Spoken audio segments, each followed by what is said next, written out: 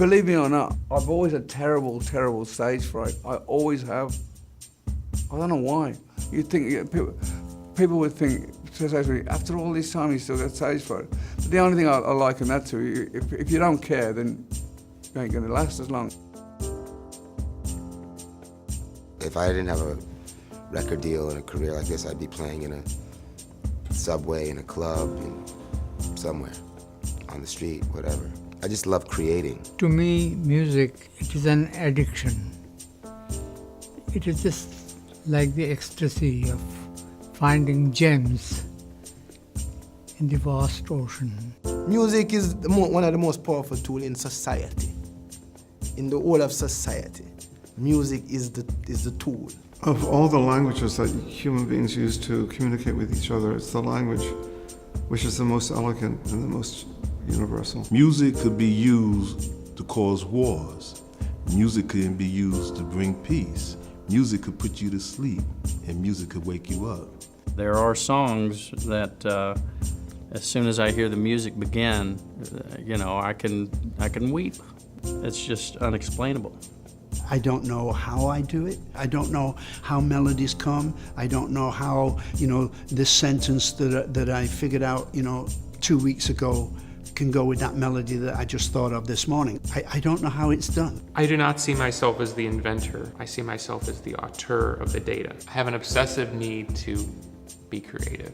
My curiosity, I think, is the thing that drives everything. It's about being able to have the courage to be in the moment. It's somewhere in between conversation and sex. There is some kind of knowing of each other, some intimacy, some involvement, some braiding together of people. I'm kind of quite shy. I'm beginning to get to the stage now where I might have a peek out of one eye, but otherwise I have to keep my eyes closed. If I look at the audience, I'm screwed. There are times I've cried coming off stage. There are times I can't calm down. It takes me a good minute. There are times I can't talk to people. After I get off stage, I need to be alone. If someone tells you to run the 100-yard dash as fast as you can, you'll run it as fast as you think you can. But you put someone alongside you who runs a little faster, and you are going to run faster. When I sing with someone and they do something, I go, whoa, I better step it up a little bit. I do things even I didn't know I was capable of. It's like blood between people that aren't literally family, and it connects us and makes us one. The little celebrity and music has afforded me, I like to use it to help others. I don't know that that's a mandate, everybody's got to do what they got to do. So many people get so caught up and so swept away in who they think they are and who, especially in our world where there's a lot of success and there's a lot of, people that have achieved so much. It's like, I don't care, just be good to each other. And it's kind of the most important thing. I want people all around the world, millions of people, to hear my music. I want to play in front of thousands of people every time I go on stage. I want it to be famous. I got kicked down so many times and dropped from this label and had to start over. I'll be the first one to say that some of my early stuff was not the best material.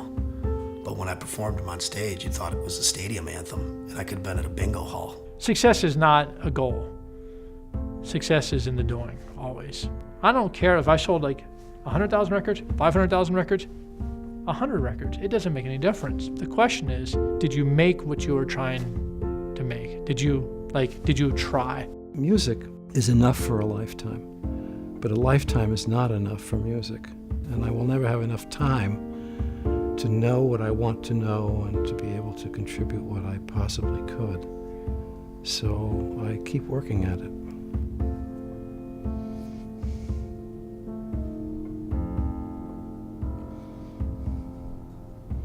I believe it more than other stuff.